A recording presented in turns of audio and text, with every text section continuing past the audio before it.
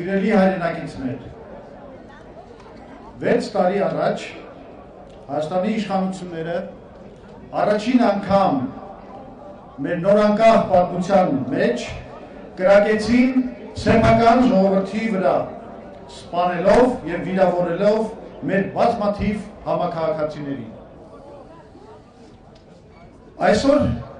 համեմատություններ են անում Ուկրաինայի վերջին դեպքերի հետ, ասելով, որ ուկրաինացիք ի տարբերություն հայ ժողովրդի կանգնեցին մինչև վերջ և այդ պատճառով էլ հաղթեցին։ Թույլ տվեք մերժել այդ հակադրումը։ 2008 թվականի մարտի 1-ին հայ ժողովուրդը նույնքան հերոսական և հզոր դրսևորեց իրեն, չնահանջելով անգամ գնդակների առջև։ Ոստիկանությունը այդ օրը 3 անգամ գրոհեց ժողովրդի վրա և արդյունքում ստանալով հզոր հակահարված, լիովին ջախջախվել էր, ըստ էության դադարել էր իր գոյությունը, թողնելով ռեժիմին միայնակ ժողովրդի դեմ։ Ռեժիմը կարողացավ պահել իշխանությունը միայն այն բանից հետո, երբ խախտելով սահմանադրությունը հայտարարեց արտակարգ դրություն և ժողովրդի դեմ հանեց երկրի զինված ուժերը բանակը։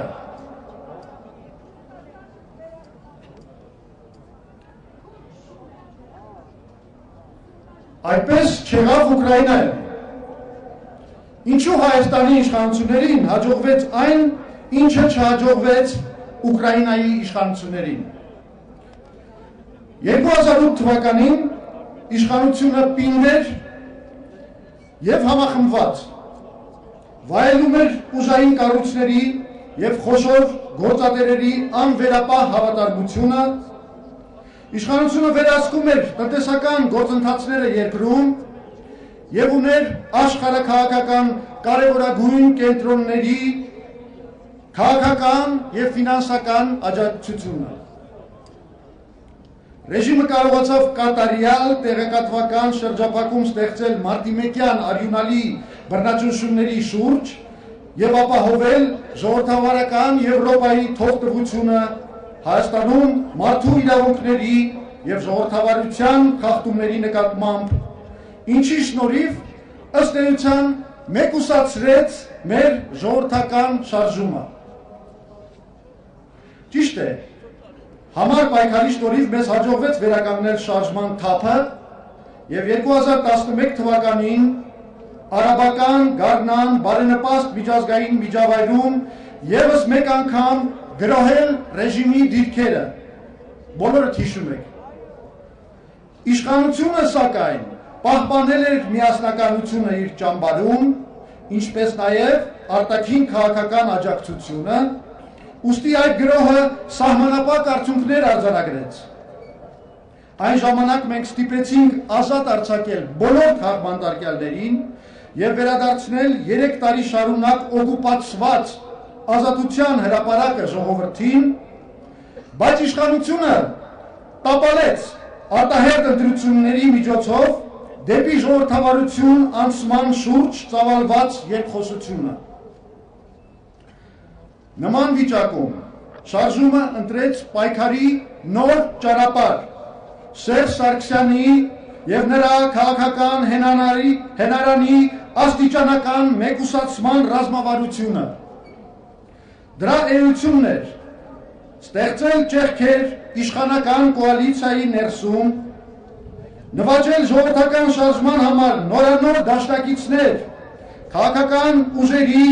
և ազդեցիկ գործարար շրջանակներում, ապացուցել արտաքին բնագավառում ռեժիմի տրված խոստումների դատարկությունը։ Եվ այսօր մենք զեկուցում ենք ազատության հրապարակում հավաքված ժողովրդին, որ այս քաղաքականությունը բացառիկ հաջողություններ է արձանագրել։ Սերժ Սարգսյանը այլևս գտնվում է կատարյալ քաղաքական մեկուսացման մեջ։ Նախ երկրի հիմնական քաղաքական ուժերը, Հայ ազգային կոնգրեսը, Բարգավաճ Հայաստան կուսակցությունը, Հայ հեղափոխական դաշնակցությունը ու Ժառանգությունը միասնական ճակատ են ստեղծել այս իշխանությունների դեմ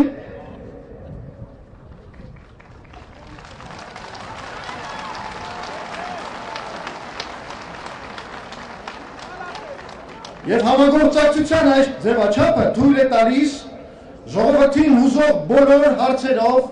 հավաքել անհրաժեշտ 44 ստորագրություններ եւ ազգային ժողովին պարտադրել ժողովրդի օրակարգը։ Բոլորդ ականատես եք, թե ինչպես մեզ հաջողվեց քննարկման դնել իշխանությունների գազային ավանտյուրայի հարցը, մարտի 1-ի սպանությունների խնդիրը, կատարել բազմաթիվ աղմկալի բացահայտումներ,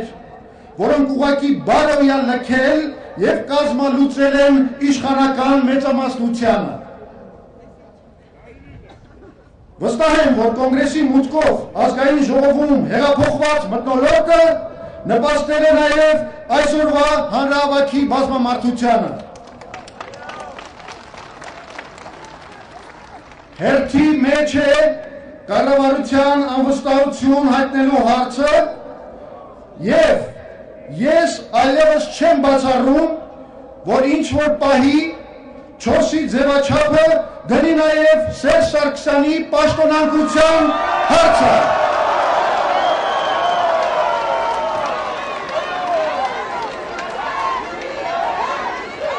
Սերժիկ հեռացի, Սերժիկ հեռացի, Սերժիկ հեռացի։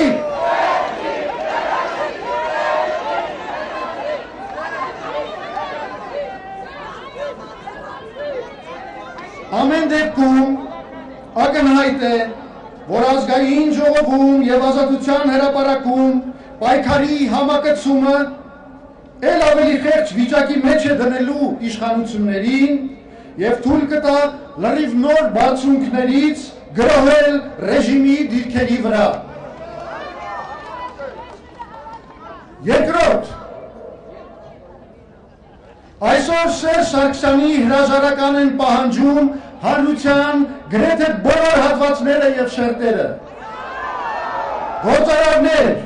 մտավորականներ, գյուղացիներ, ուսուցիչներ, բժիշկներ, դուք կարող եք շարունակել այդ ցուցակը։ Բոլորը հասկացել են, որ Սարգսյանը կատարելապես ձախողել է Հայաստանի պետական կառավարումը եւ զբաղված է բացառապես թալանով։ Սարգսյանի եւ նրա բարեկամական շրջապատի ագահության եւ ամեն ինչ մենաշնորհելու անհագուրդ տենչի պատճառով նա կորցրել է անգամ խոշոր ձեռնարկատերերի աջակցությունը, որոնք տարիներ շարունակ եղել են ռեժիմի ամենահավատարիմ հենարանը։ Երկրի թալանի եւ պետական կառավարման ձախողումների հետևանքով առաջացած ֆինանսական խնդիրները Սերժ Սարգսյանի կառավարությունը փորձում է լուծել գործատերերի եւ բնակչության վզին փողահավաքի նորանոր սխեմաների փաթաթմամբ։ Կուտակային պարտադիր վճարումներ, կարմիր գծեր, արագաչափեր եւ նկարանող սարքեր, գազի եւ էլեկտրականության արհեստականորեն բարձր գներ, այս բոլորը դարձել են ռեժիմի ձեռքում սեփական ժողովրդի քերթման սխեմաներ, որոնք բազմանալու են այնքան ժամանակ, ինչքան մենք հանդուրժելու ենք այս ռեժիմը։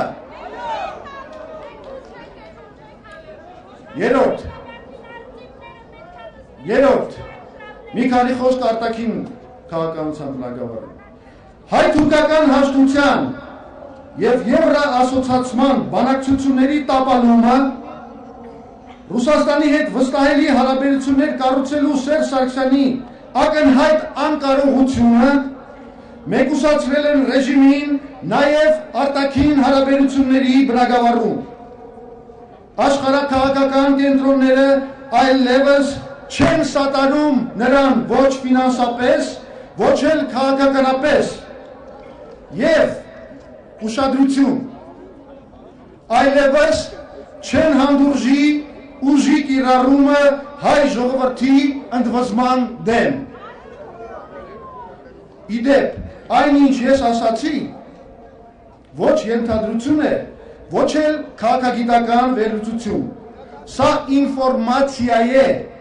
որին մենք տիրապետում ենք շնորհիվ մեր ինտենսիվ դիվանագիտական շփումների, եւ սա հավասարապես վերաբերվում է եւ Ռուսաստանին եւ Արևմուտքին։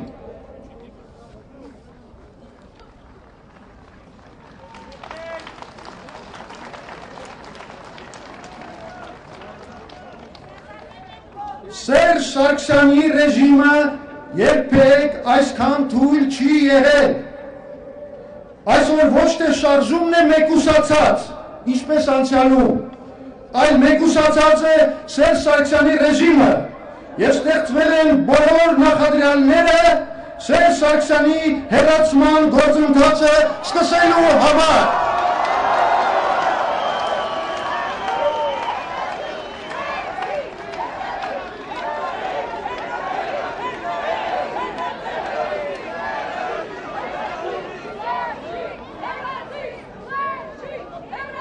Եվ այսօրվա հանրավաքի հզորությունը իսկապես ցույց է տալիս, որ եկել է նրա հեռանալու պահը։ Ես կարող եմ ասել սա Ազատության հրապարակում հավաքված ողջ ժողովրդի անունից։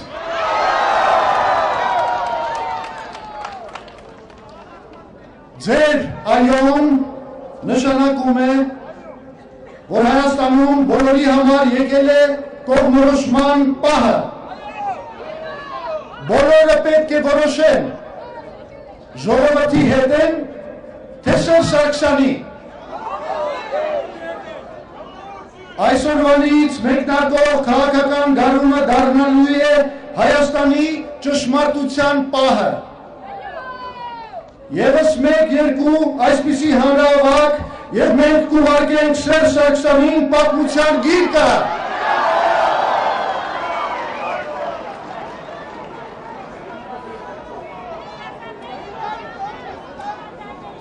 Հանուն ազատության իրենց կյանքը տված հերոսների, մարտի 1-ին զոհված մեր 10 եղբայրների, երդվենք, որ նրանց գործը հասցնելու ենք հաղթական ավարտի։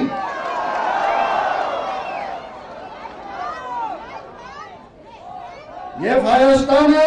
դարձնելու ենք ազատ, ժողովրդավարական, բարեկեցիկ երկիր։ Դժվար է գտնել նրանց հիշատակը հարգելու ավելի լավ ձև։ Կեցե Հայաստանը, կեցե